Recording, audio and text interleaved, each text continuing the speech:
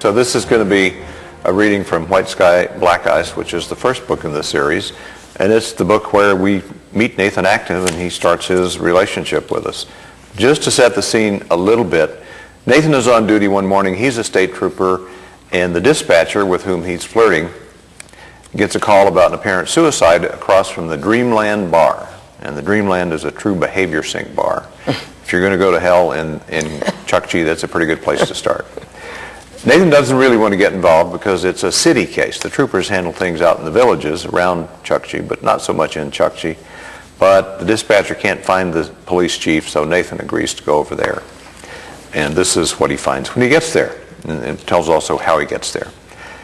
He pulled out of the parking lot behind the Chukchi Public Safety Building, which was a 3-story stack of fading brown plywood siding and blue aluminum roofing. He drove up 3rd Street, the only paved road in town, turned right at Lake Street, then drove east a block and stopped across from the Dreamland. The Chukchi police van was already there, and 2 officers were walking towards something in a clump of willows, maybe 75 yards out onto the tundra. The dispatcher must have reached the city cops by radio or caught one of them home by phone. Several Honda 4-wheelers were pulled up beside Lake Street 2. A gaggle of breakfast drinkers watched the proceedings from the steps of the Dreamland. Active followed the city cops to where the dead man lay on his back near the edge of the Chukchi Cemetery. He was young, his black hair was collar length, and he wore a small mustache.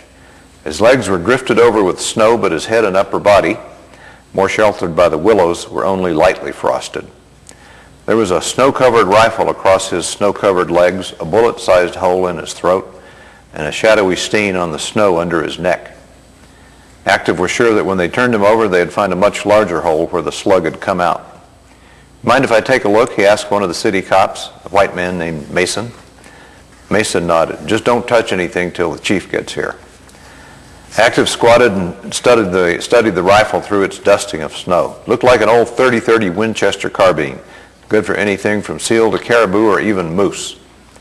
Most people nowadays had newer rifles that shot farther and hit harder, but .30-30s were still common in Chukchi, where nothing was ever thrown away if it still worked or might do so again someday. Active stood up. There were some liquor bottles lying around, mostly the plastic travelers that could be hauled in a boat, plane, or a snow machine without breaking. But there was a package store next to the Dreamland, so the tundra nearby was always littered with bottles. How many of them, Active wondered, had the boy with the hole in his throat emptied in his last hours?